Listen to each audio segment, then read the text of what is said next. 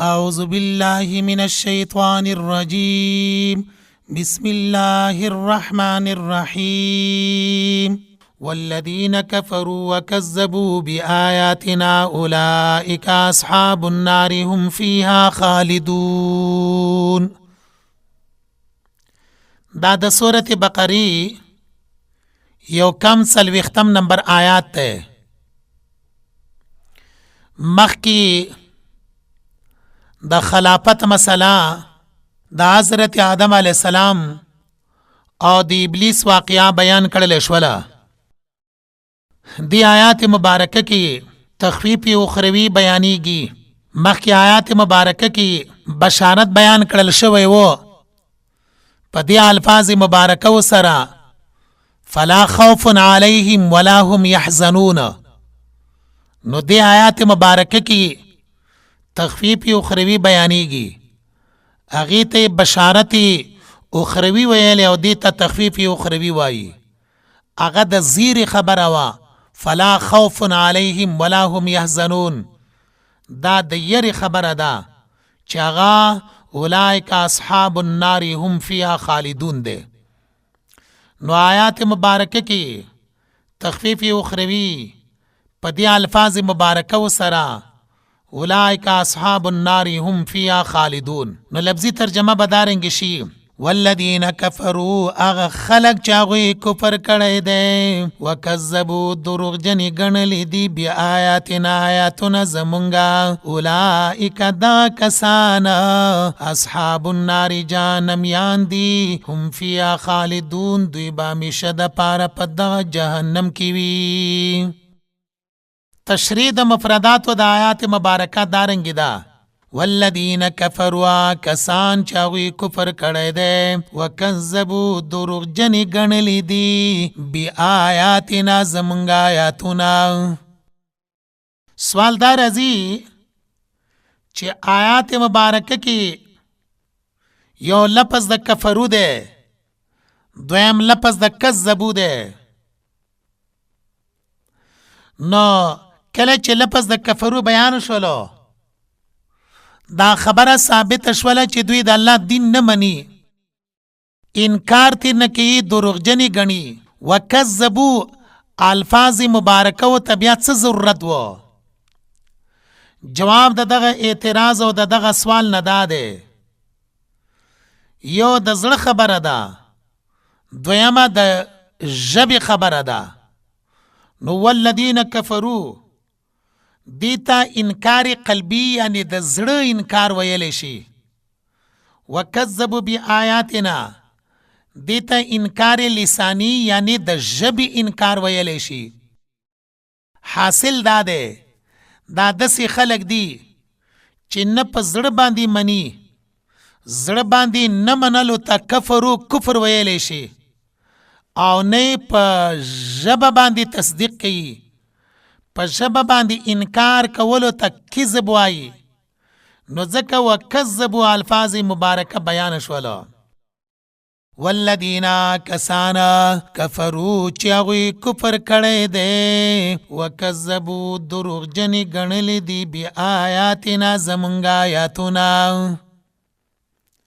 د کفر معنا مونږ مخکې کړې وه ضروریاتو د دین نه انکار کولو ته کفر ویلی شي. ضروریات دین هغه دي چې د هغې په پیژندګلۍ کې عالم او جاهل دواړه برابر وي. وکذبوا دروغجنې ګڼلی دي بی آیاتنا زمونږ آیاتونه اولئک دا کسانا اولئک دغه صفتونو والا اصحاب النار جهنمیان دی هم فیها خالدون چې دوی به همیشه دپاره یي په دغه جهنم کې. پس په دغه آیات مبارکه کې لفظ د اولئک اسم اشاره ذکر شوی ده. سوال دا راځي چې اسم اشاره په دې آیات مبارکه کې ولی بیان شوله؟ جواب اسم اشاره خو ځکه ذکر شوی ده چې آینده حکم په آیات مبارکه کې چې کوم را روان دی هغې دپاره اسباب کفرو دارنګې وکذبو دی، یعنی اولئک د دې نه وروسته اصحاب النار هم فیها خالدون. د دې دپاره اسباب څه شي دي؟ اسبابو کې یو سبب کفرو کفر دی، دویم سبب وکذبو تکذیب دی. نو ځکه اسم اشاره ذکر کړلی شوله. اولئک دا صفتون والا اصحاب النار جهنمیان دي. اصحاب جمع د صاحب دی، دا لفظ د صحبت نه غستل شوی دی. معنی دی اقتران الشی مع الشی، یو شی د بل شي سره یو ځای کول، په زمانه کې وي یا که په ځای کې وي. بیا دا لفظ د اصحاب جبه د صاحب چې کله مونږ بیان کړله او صحبت نه غسل شوی دی، د دې لفظ استعمال د پاره د ملازمی او د پاره د دوام کولی شي. نو لفظي ترجمه بدارنګ شي اولئک دا صفتون والا اصحاب النار جهنمیان دي. د اهل النار د پاره جهنمیانو د پاره اصحاب النار الفاظ قرآن مجید کې 19 کرتی ذکر شوی دي. جنتیانو د پاره اصحاب الجنه 14 کرتی دا لفظ بیان شوی ده. او اصحاب الجحیم لفظ اصحاب الجحیم کلمه 6 کرتی په قرآن پاک کې بیان شوی ده. اولئک دا صفتون والا اصحاب النار جهنمیان دي، هم فیها خالدون دی بامیشه د پاره په دغه جهنم کې. یا بنی اسرائیل اذکروا نعمتی التي انعمت علیکما. دا د سورة بقره 40 نمبر آیات مبارکه شروع شولو. د دې یو لفظي ترجمه ده، دویم د دې مناسبت د ترشوي آیاتونو مبارکه و سره، دریم د دغه آیات مبارکه د مفردات مبارکه و داغي تشریح ده، داغي تفسیر ده. نو لفظي ترجمه یې دارنګي کولی شو.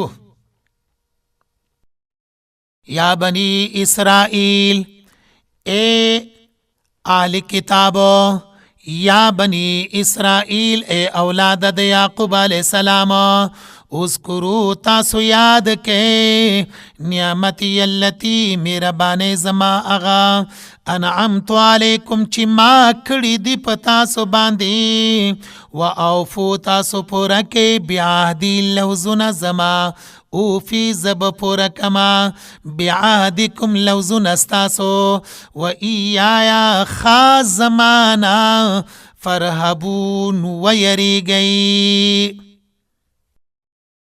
دا د دې آیات مبارکه لفظي ترجمه شولا. سوال دا راځي چې د دې آیات مبارکه د مخکینیو آیاتونو سره څه تعلق ده، څه مناسبت ده؟ جواب مخکې تیر شوي دي په سورة بقره کې یا ایها الناس اعبدوا ربکم الذی خلقکم. ټول انسانیت ته الله جل جلاله دعوت ورکړی و، راشه اعبدو مسله ومنه. دا دعوت هر مسلک ته، هر مشرب ته، مشرکانو ته، آل کتابو ته، مجوسو ته، منافقانو ته، مومنانو ته د پاره د دوام استمرار ټولو ته دعوت و. دی آیات مبارکه نه کوم چې 40 نمبر آیات ته د دې ځای نه وروسته خصوصي دعوت شروع شولو، یعنی عام خلق په نسبت سره دا خاص بنی اسرائیل ته دعوت ته الله جل جلاله یې ورته پیش کوي. نو وګوره د دې دعوت شروع، د دې دعوت ابتدا په لفظ د چا سره ده؟ یا بنی اسرائیل، ای اولاد د یعقوب علیه السلام. یا بنی اسرائیل سره د دغه آیات مبارکه افتتاح هم شوی ده. د دې دپاره مثال دا رنګې دی، یو عالم وي، هغه یو علاقې ته راشي، خلکو ته د الله د دین بیان شروع کی، دعوت الله شروع کی، خلک د الله دین طرف ته رابلی. بیا په همدغه علاقه کې، په همدغه کلي کې څه داسې خلک وي چې هغه سیدان وي، څه داسې خلک وي چې هغه ملایان وي، نسبي ته ورسره د سیدانو، نسبي ته ورسره د ملایانو نوم ور باندې پروت وي. د دغه عالم بیان او تقریر عام خلق وانه ورېدلو، هغوی غوږ ورته کې نه ښودلو.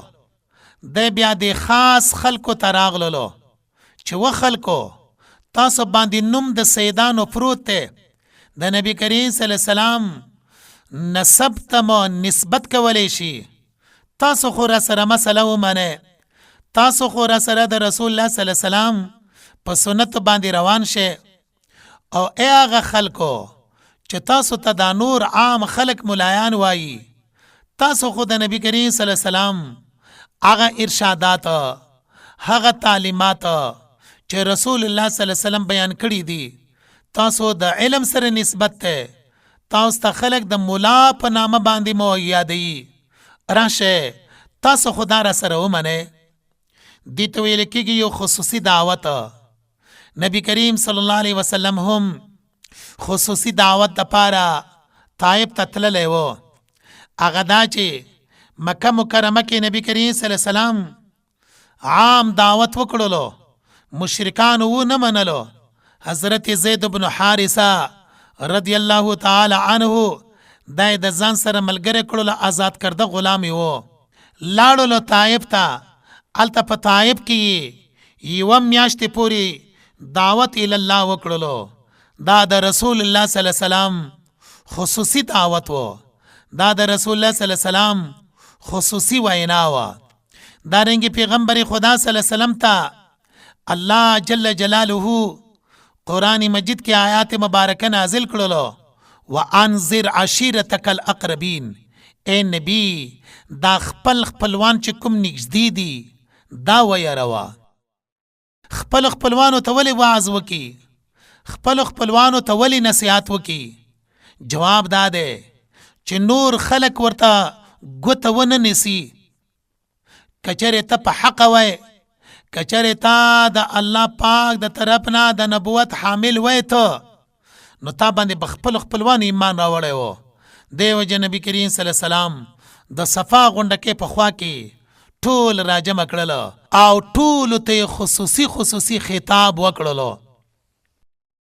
دې ته ویل کېږي خصوصي دعوت. نو دې آیات مبارکه نه هم خصوصي دعوت شروع شوله. چاته؟ بنی اسرائیلو ته.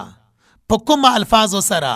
په دې الفاظو سره: یا بنی اسرائیل، ای اولاد د یعقوب علیہ السلام، اذکروا تاسو یاد کئ نعمتی زما مهربانی، التی اغه مهربانی انعمتو چې ما کړي دی په تاسو باندې. سوال دا راځي چې دغه خصوصي دعوت بنی اسرائیلو ته الله پاک د طرف نه ولې شروع شولو؟ ولی دوی ته خصوصي دعوت ورکولی شي؟ جواب چې څومره عربو په جزیرة العرب کې هغوی ټولو بني اسرائیلو ته سترګې وې چې دغه بني اسرائیلو سره آسماني کتابونه دي، دغه بني اسرائیلو کې انبیاء الله پاک را لېږلي دي. لہذا که چرته دغه بني اسرائیل محمد صلی الله علیه وسلم ومني، نو موږ ته به دا پته ولګېږي چې دغه محمد صلی الله علیه وسلم دا الله رسول دی، ځکه بني اسرائیل اهل علم دي، دوی چې کله ایمان پې راوړلو معلومیږي چې دغه رسول د طرفه د الله دی. نو دیو جنا الله پاک خصوصي دعوت شروع کړل بنی اسرائیل ته او دای وته او فرمایله ولا تکونوا اول کافر به، خبردار تاسو کفر مکوئ، ستاسو په نقش قدم ستاسو په قدمونو باندې با نور خلق روان وي، هغوی د پاره به تاسو مقتدایان وئ، هغه نور خلق په تاسو پسې ځي چې دوی نه مني. معلومیږي چې دا نبی برحق نه دی. تاسو ته خو معلومه ده چې دغه نبی برحق دی.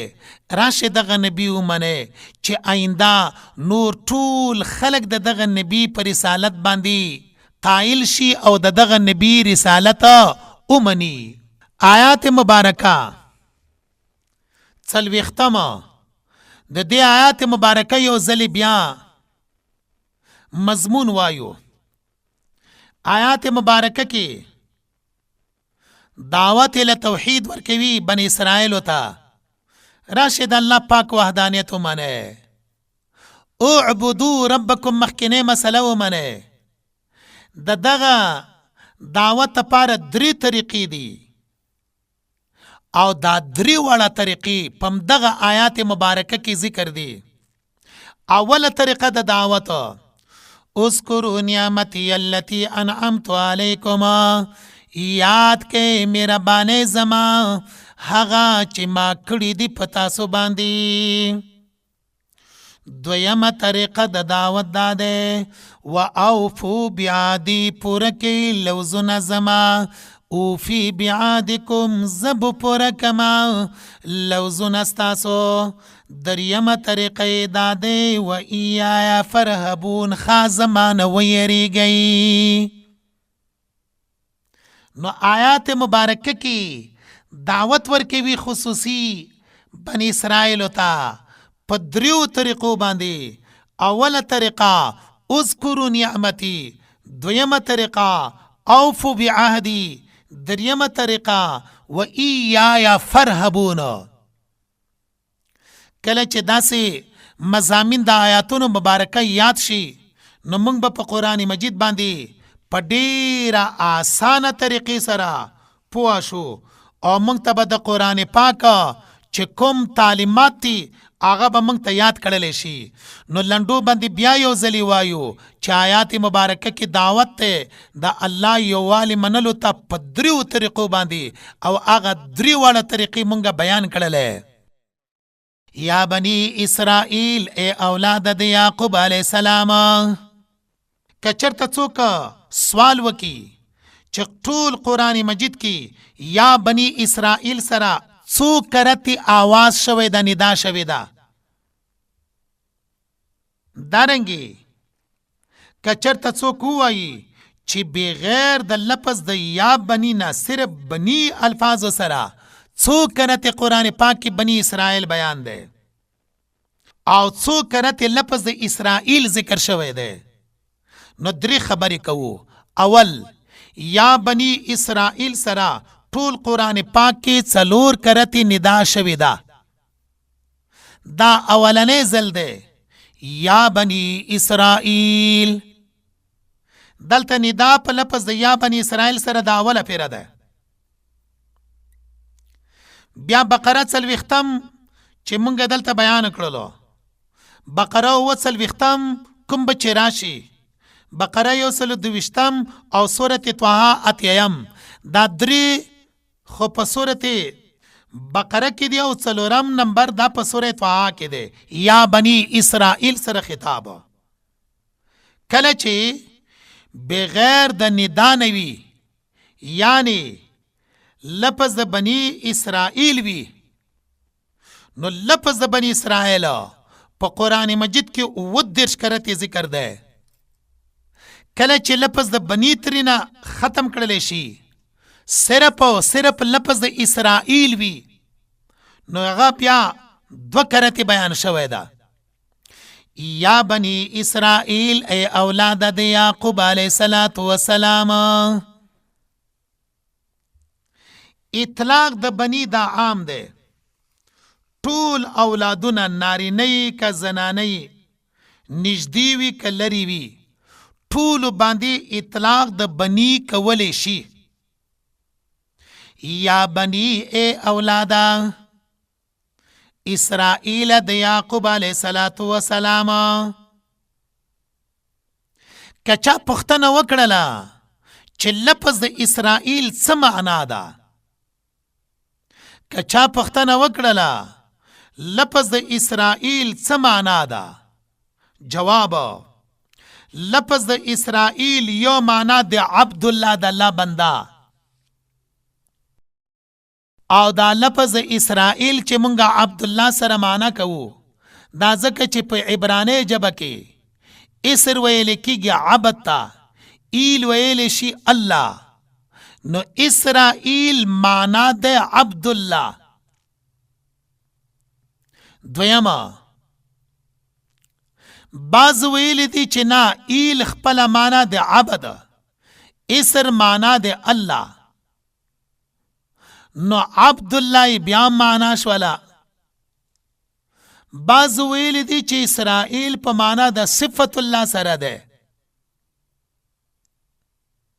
د دین علاوه نور هم په دغه لفظ کې تحقیقات مفسرینو کړي دي. بیا سوال راځي چې دا اسرائیل په معنا د عبدالله دا د چا د پاره نوم ده، دا د چا نوم و؟ جواب د دې خبرې د پاره دا ده چې اسرائیل دا د حضرت یعقوب علیه السلام اسمی صفتی ده. دا حضرت یعقوب علیه السلام لقب و. نو دارنګي مونږه ترجمه بار بار وکړله، یا بنی اسرائیل ای اولاد د یعقوب علیه السلام.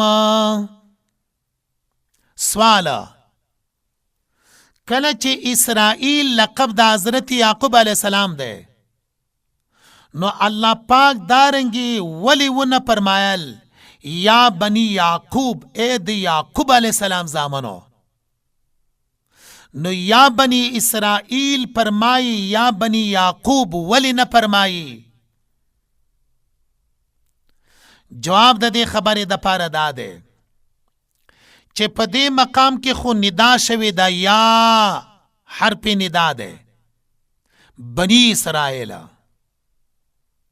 کله چې ندا کولی شي نو آلته کې اسم صفتی یعنی لقب بیانولی شي، اسم محضا علم نشي ذکر کولای. نو یا بنی اسرائیل الفاظ دی یا بنی یعقوب الفاظ زکا بیان نشولا.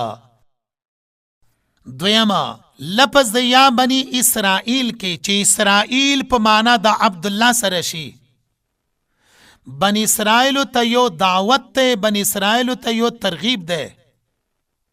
هغه دا چې و بنی اسرائیلو تاسو اعبدو ربکم دا مسئله ذکو منه ستاسو پلار حضرت یعقوب علیہ السلام داغا لقب او تخلص اغا اسرائیل په معنا د عبدالله سره و، نو ستاسو د نیکه لقب عبدالله ده. راشه اعبد الله مسئله د پیغمبر خدا محمد صلی الله علیه وسلم د خلی مبارکین امنه واوره. دا معنا شولا د لفظ دا یا بنی اسرائیل، او دغه وجه دا لفظ اسرائیل شولا لفظ دا یعقوب علیه السلام نشولا. یا بنی اسرائیل اے اولاد د یعقوب علیہ السلام اذکرو تاسو یاد کئی نعمتی زما مہربانی اللتی اغا انعمتو علیکم چی ما کڑی دی پتاسو. آیات مبارک کی اولنی طریقہ دا دعوت شولا اذکرو نعمتی اللتی انعمتو علیکم، یاد کئی مہربانی زما اغا چی ما کڑی دی پتاسو. دلتا آیات مبارک کی لفظ د اذکرو ده یو ذکر ده یو ذکر ده. نو ذکر او ذکر په مابین کې څه فرق ده؟ جواب ذکر لفظ چې کله بیان شي داغي معنا ده ذکر قلبی د زړه یادوله، د زړه یادولو ته ذکر وایي. او ذکر چې کله بیان شي نو هغه په ژبه باندې یادولو ته ویلی شي. یا بنی اسرائیل اذکروا، اے بنی اسرائیل یاد کئ نعمتی زما مهربانه. بیا دا لفظ د ذکر که څوک پوښتنه وکړي چې قرآن پاک کې څو کرتې بیان شوی دی، جوابات 72 کرتې ذکر شوی ده. که څوک پوښتنه وکړي چې د دې لفظ د ذکر تذکره چې 72 کرتې شوې ده د خو به معناګانې هم ډېرې وي. نو څو معناګانې دي او په کوم ځای کې به مونږ د معناګانې بیا مومو؟ جواب معناګانې د ذکر دا 20 معناګانو سره دا لفظ مستعمل دی. او دا په تفسیر اتقان د علامه سیوطی رحمه الله هغه په تفسیر کې دغه معناګانې بیان کړل شوي دي. اذکروا تاسو یاد کئ نعمتی زما مهربانه. نعمت څه صيغه ده؟ جواب دا مفرد اسم جنس ده. بیا سوال راځي چې د دې نعمت اضافت یا ته ولې وشولو، یا ضمیر ته اضافت ولې وشولو؟ جواب نعمتی د دې نعمت اضافت یا ته ځکه شوی ده چې 2 خبرې دلته ثابته یي. اوله خبره نعمت مهربانه زما، حاصل دا دی چې دغه مهربانیو مالک زیما، نو شکرم زما د پاره دغه مهربانیو ادا کئ. دا یو. دویمه نعمتی اضافت یا ضمیر د متکلم ته ځکه وکړلو چې دغه نعمتونو عظمت دغه نعمتونو لویی هغه پم دغه جمله مبارکه کې ظاهره ای. وړې مهرباني نه دی، ډېرې لوی مهرباني دی. دغه لوی مهرباني څنګه وه؟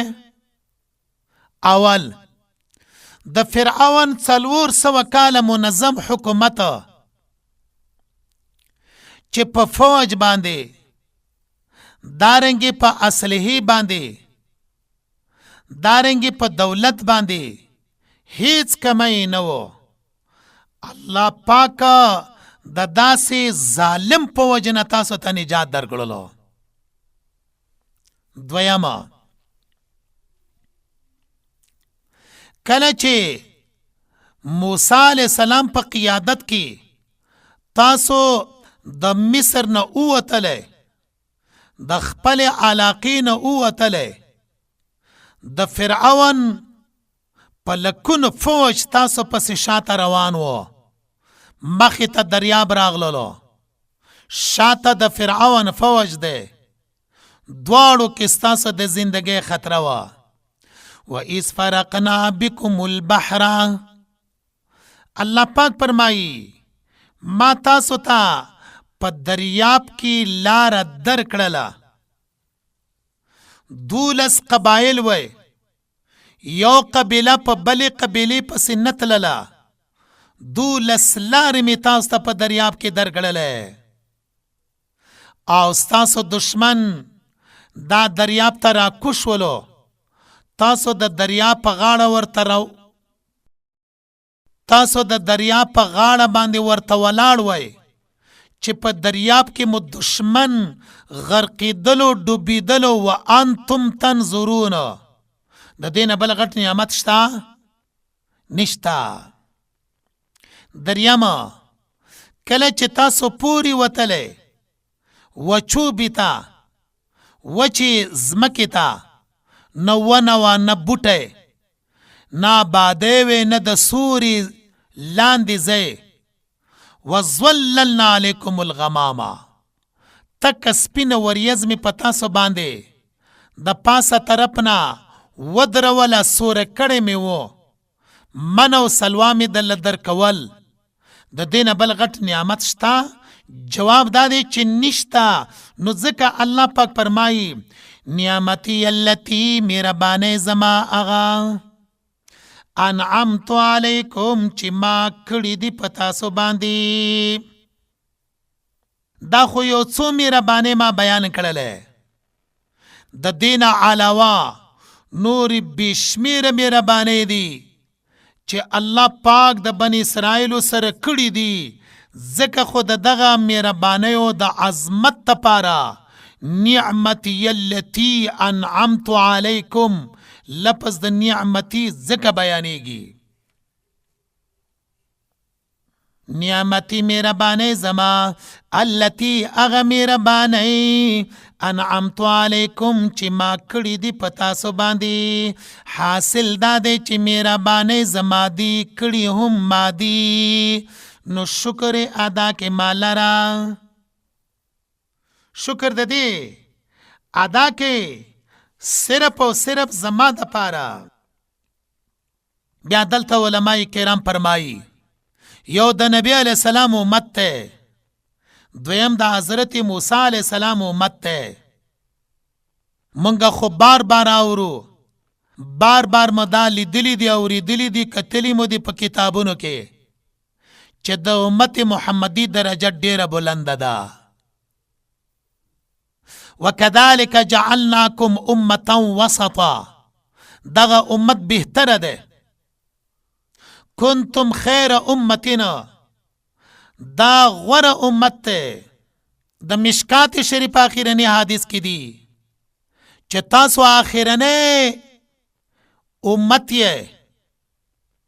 انتم تتمون هذه الامه انتم خیرها واکرمها علی الله تعالی. څومره ښکلي الفاظ دي، انتم خیرها واکرمها علی الله تعالی.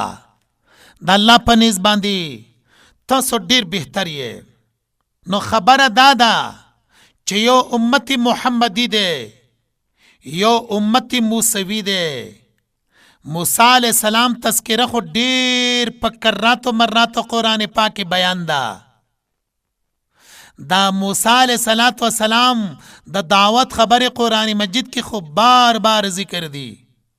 خو د نبی علیہ السلام امت، د موسی علیہ السلام امت چې کله مونږه موازنه وکړو نو دی امت ته محمد صلی الله علیه وسلم امت ته په سورہ بقره کې الله فرمایي فذکرونی، یاد کې ما، اذکرکم، یاد بکم از تاسو. فذکرونی، تاسو ما یاد کې، اذکرکم، زب تاسو یاد کما. د موسی علیہ السلام امت الله څه فرمایي؟ دی امت ته فرمایي اذکرو، تاسو یاد کې نعمتي التي مهربانۍ زما هغه انعمت علیکم چې ما کړي دي په تاسو باندې. حاصل دا دی چې د دې امت دومره فضیلت دی. الله ته فرمایي ما یاد کې. دای ورته نه دي فرمایلی چې زما مهربانۍ یاد کې، بلکې ورته فرمایي فذکرونی، ما یاد کې.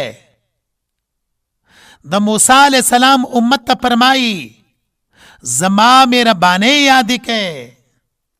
نو معلومه شوله چې امت محمدی اوچت دی، بلند دی، بهتر دی، افضل دی په ټولو امتونو باندې. و اوفو تاسو پوره کې بعهدی لوزونه زما. دا دویمه طریقه شوله د پاره د دعوت الی التوحید یا دعوت الی دین الله، دا الله دین ته درا بللو دا دویمه طریقه شولا. و اوفو تاسو پوره کې بعهدی لوزونه زما. دلته کې یو سوال راځي چې د عهد خپل معنا څه ده؟ لغوي عهد بیا څه ته وایي؟ هغه کوم لوزونه و چې الله پاک د دوی نه اخیستلي دي او اوس ورته فرمایي چې دا لوزونه مې پوره کړئ. جواب: عهد خپل معنا ده معافی، وصیت، ضامن کېدل. وصیت معنی هم ده، ضامن کېدلو معنی هم ده. بیا عهد خپل معنا حفاظت، رعایت، د یو شي په داسې طریقې باندې کول چې وقتاً په وقتاً خیال ساتي، دې ته عهد وایي. حدیث مبارکه کې دی لا ایمان لمن لا امانت له ولا دین لمن لا عهد له. لا ایمان بی ایمان د هغه څوک لا امانت له چې هغه د امانتونو خیال نه ساتي. زمونږ آری یو شی امانت دی. زمونږ سترګې، زمونږ غوږونه، زمونږ جبې، زمونږ لاسونه، زمونږ خپې، زمونږ سوچونه، فکرونه د پاره چې کوم صلاحیتونه الله را کړي دي، دا ټول امانتونه دي. دا د الله پاک د حکم نه خلاف ورزي باندې استعمالول دا لوی خیانت ده. ولا دین لمن لا عهد له. پیغمبر خدا صلی الله علیه وسلم فرمای بی دین د هغه سړی چې هغه د لوز پابندي نه کوي. نو عهد حفاظت او رعایت یو شي کول، وقتاً فوقتاً دا غي لحاظ کول، دا غي دیکبالی کول، دی تا عهد ویل کېږي. و اوفو تاسو پوره کې بعهدی لوزونه زما. سوال دا راځي چې الله پاک د بنی اسرائیلو نه په کومو خبرو سره لوزونه اخیستلي دي چې اوس ته دغه لوزونو د پوروالي په باره کې ورته فرمایي و اوفو بعهدي. هغه کوم لوزونه دي؟ جواب: د دې عهد په باره کې ډېر زیات قولونه دي. ډېر زیات قولونه د هغې په باره کې بیان کړل شوي دي. خو یو قول په هغې کې دا دی چې الله پاک د دوی نه لوز اخیستلی و په اتباع د رسول الله صلی الله علیه وسلم، اتباع د نبی کریم صلی الله علیه وسلم باندې. نو دی آیات مبارکه کې ورته فرمایي ګورې بې وفایي را سره ونه کوې. د رسول الله صلی الله علیه وسلم د نبوت او د پیغمبرۍ په باره کې ما تاسو نه لوز اخیستلی دی، هغه لوز را سره مات نه کوې، هغه لوز را سره وپالئ، هغه لوز کې عهد شکني را سره ونه کوې. و اوفو بعهدي، پوره کې لوز زما. اوفی بعهدکم، پوره بکم زه لوز تاسو سره. حاصل دا دی چې تاسو زما لوز پوره کې چې اتباع د نبی دی.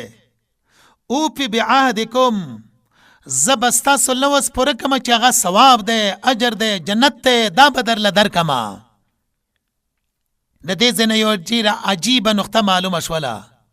هغه دا چې یو سړی که چېرته غواړي چې زما کارونه دې وشي، زما مرادونه دې پوره شي، د دنیا او د آخرت خیرونه دې ما ته حاصل شي، الله پاک سره چې کوم لوزونه کړي دي هغه لوزونه باندې دې پابندي وکړي تر څو پورې چې د وفا نی کړي. الله پاک ته طرف نه دی د وفادارۍ تمه نه ساتي، ځکه الله مجبور نه دی چې د سره وفاداری وکړي. الله محتاج نه دی چې د سره وفاداری باندې شي. یا ایها الناس، انتم الفقراء الی الله. الله پاک فرمایي اے خلق تاسو ټول محتاج یې الله تا.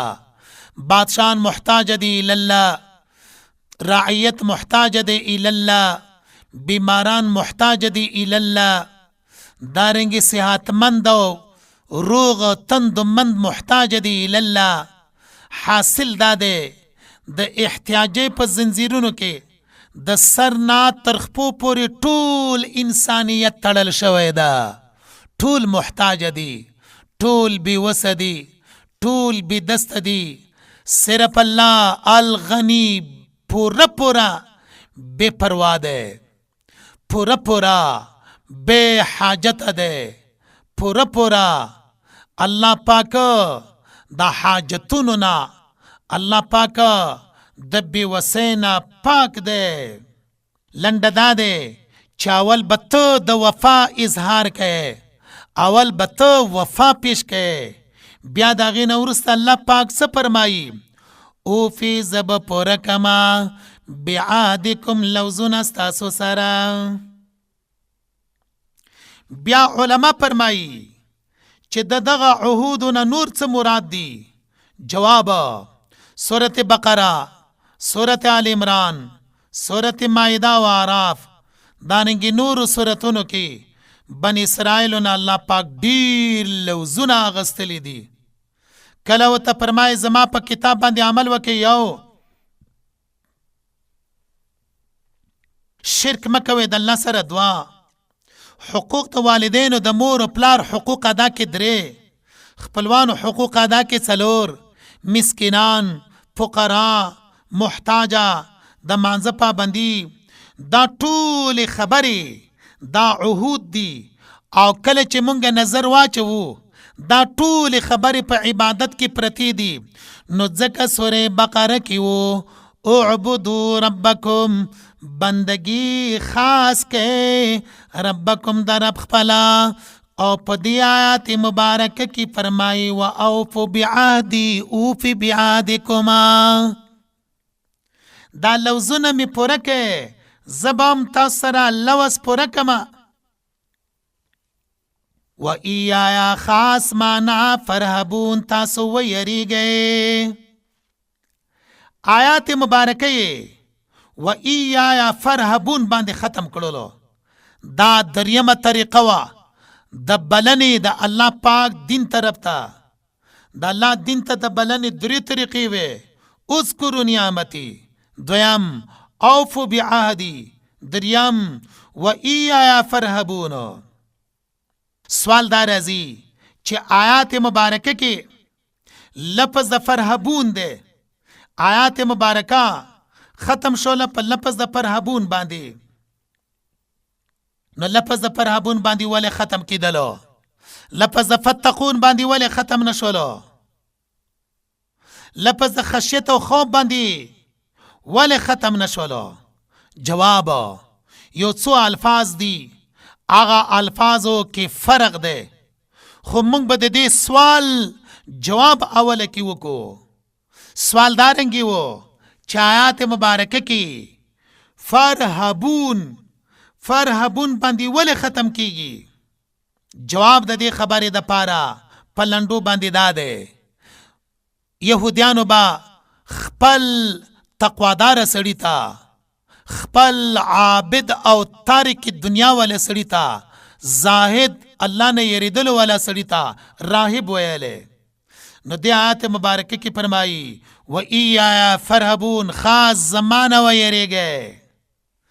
رهبت خاص صرف د چانه وکه الله نه، یره صرف د چانه وکه الله نه.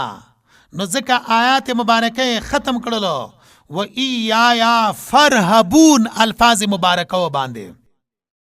و ایایا خاص معنا فرحبون، تاسو ویریږئ. ماده د رهبت په قرآن مجید کې 12 کرته مستعمل ده. رازو دی خبره تا چې فرق په مابین د رهبت لکه فرحبون، فرق په مابین د رهبت او د تقوا، خوف او خشیت، دې کې څه فرق دی؟ یو لفظ د رهبت ته بل تقوا ده، بل خوف ده، بل خشیت ده. رس آیات مبارکه کی براشی و ایایا فتقون. دی آیات مبارکه کی دی و ایایا فرهبون. نو د رهبت او د تقوا په مابین کې فرق څه شی دی؟ خوف او د خشیت په مابین کې فرق څه شی دی؟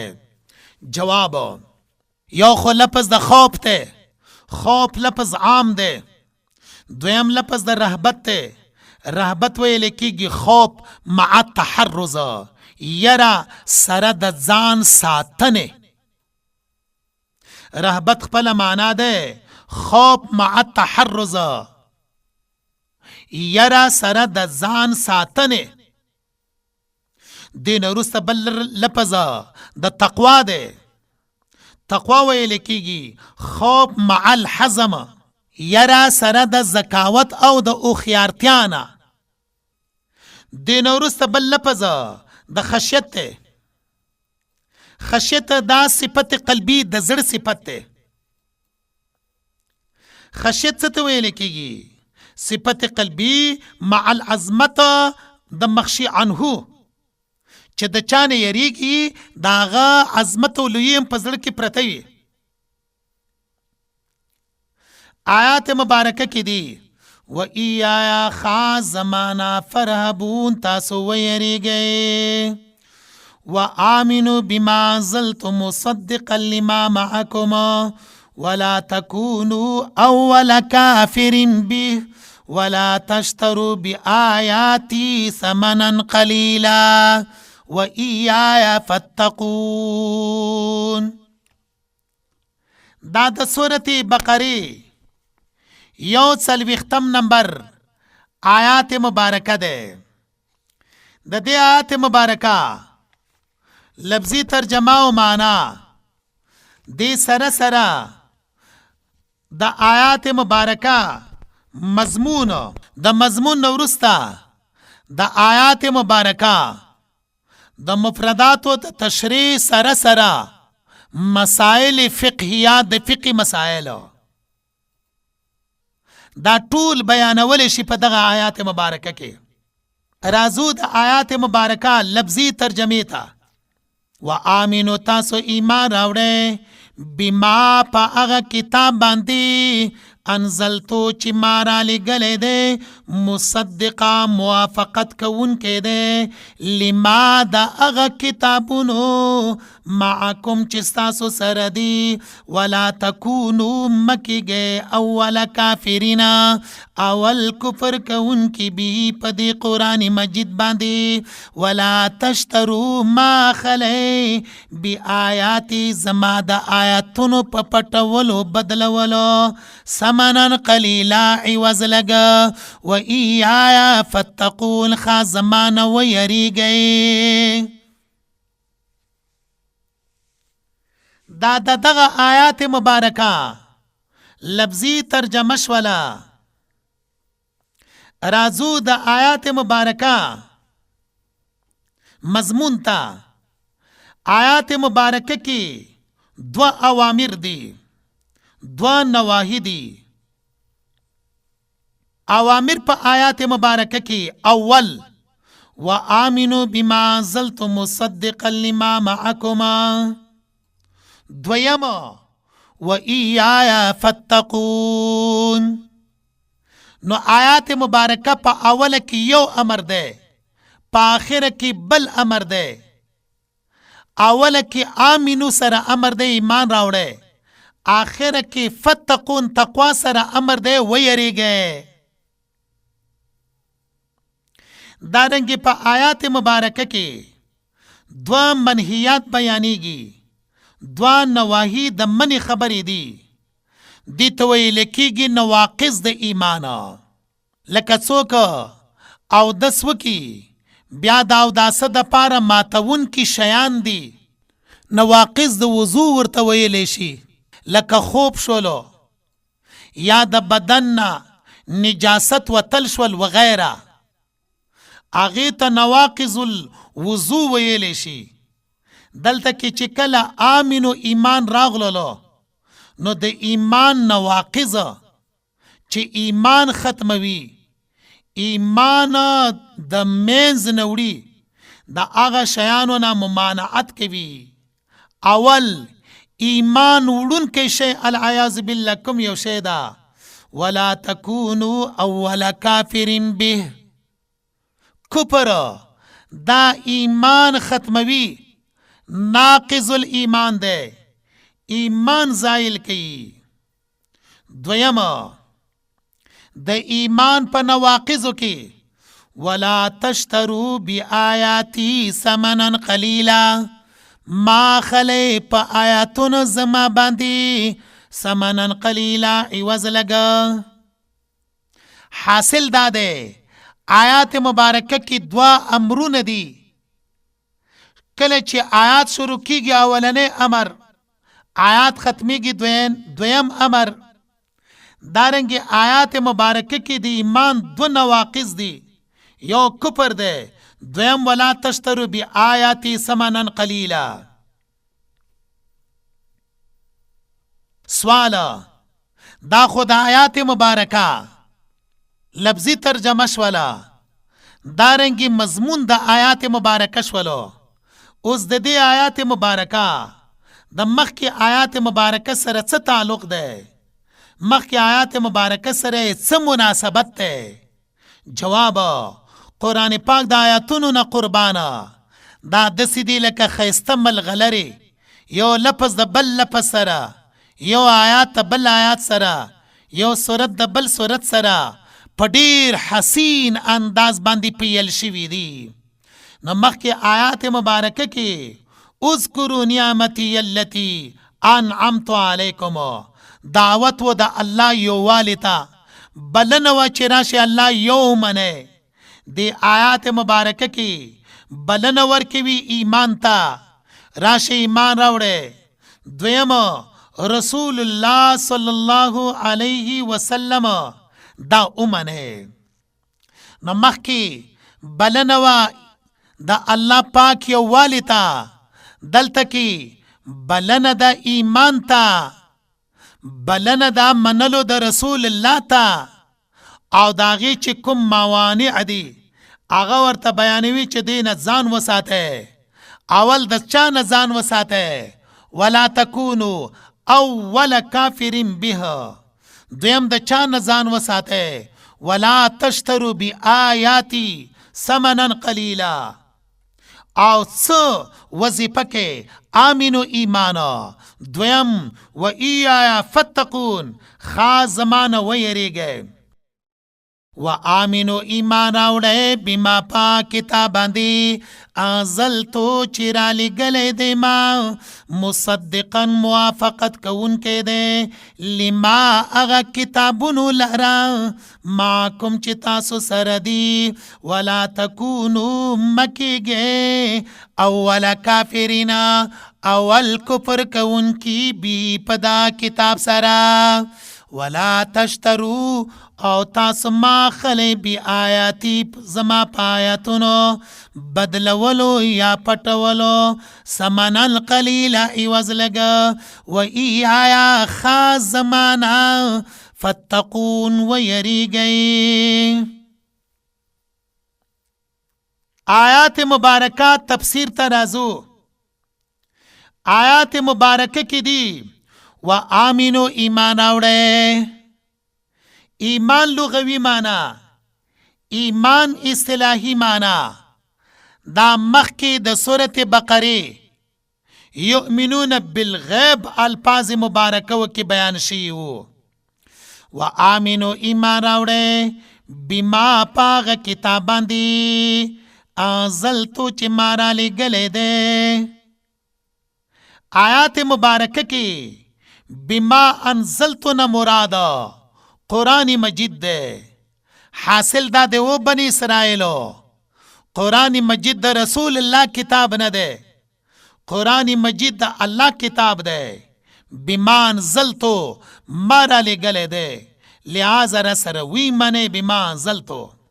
مصدقا تصدیق کون که ده لما داغس معکم چی ساسو سر دی، لما داغ کتابونو معکم چی تاسو سر دی. آیات مبارکه کې مصدقون الفاظ بیان شوي دي. بیا که مون قرآن مجید وګورو د تورات او د انجیل د پاره صفت مصدقون الفاظ سره بیان کړل شوی ده. نبی کریم صلی الله علیه وسلم په باره کې هم قرآن مجید په باره کې هم د دې تذکرې شوي دي. سوال قرآن مجید ته مصدقنا مصدق ولی ویلی؟ د قرآن پاک صفت مصدقن سره ولی بیانولو؟ جواب داده تورات کی انجیل کی اللہ پاک د محمد صلی اللہ علیہ وسلم په باره کې بشارتونه زیری بیان کړي وو، ذکر کړي وو. کله چې الله پاک قرآن مجید راولېږلو محمد صلی الله علیه وسلم باندې نزول د قرآن پاک وشولو، نو د تورات او د انجیل کې چې کوم زیری د محمد صلی الله علیه وسلم په باره کې وو، دا هغه زیرو تصدیق سو کوي. و آمینو ایمان راوړی بما پاک کتاب باندې انزلتو چې ما را لېږلی دی، مصدقا موافقت کوونکی دی، رښتونی کوونکی دی دا کتابونو معکم چې تاسو سره دي. حاصل دا دی د ډیرو کالونو نه وړاندې تورات کې انجیل کې د رسول الله صلی الله علیه وسلم بشارتونه د نبی کریم صلی الله علیه وسلم په باره کې وو. اوس دا د رسول الله صلی الله علیه وسلم راغللو، الله پاک قرآن مجید نازل کړلو. د تورات او د انجیل چې څومره زیری دي هغه زیری قرآن پاک د هغې تصدیق کوي. وی منې د قرآن مجید. بیا مصدقون لفظ مونږه بیان کړی وو چې دا په صفت قرآن کې صفت رسول الله کې بیان شوی دی. که چا وویلی چې دې آیات مبارکه کې قرآن پاک ته مصدق ویل شوي دي، ټول قرآن پاک کې به د قرآن مجید دپاره مصدقون څو کرتې صفت بیان شوی وي؟ جواب یې 19 کرتې. او نبی کریم صلی الله علیه وسلم هم مصدق دی. ټول قرآن پاک کې د رسول الله صلی الله علیه وسلم په صفت کې مصدقون څو کرتې بیان شوی دی؟ جواب 3 کرتې بیان شوی دی. نو دا قرآن پاک مصدق دی، رسول الله صلی الله علیه وسلم مصدق دی. الله پاک دی زمونږه عقیده، زمونږه عمل، زمونږه آواز، زمونږه هر نقل و حرکت د قرآن مجید د تصدیق په باره کې قائم دائم جاری ساری وساتي. او الله پاک دی په زنکدن کې د قرآن پاک د تصدیق عقیده چې کومه زمونږ په زړه کې ده، الله پاک دی هغه مونږ په هغې باندې کلک ثابت قدم وساتي. سبحانك اللهم وبحمدك أشهد أن لا إله إلا أنت أستغفرك وأتوب إليك.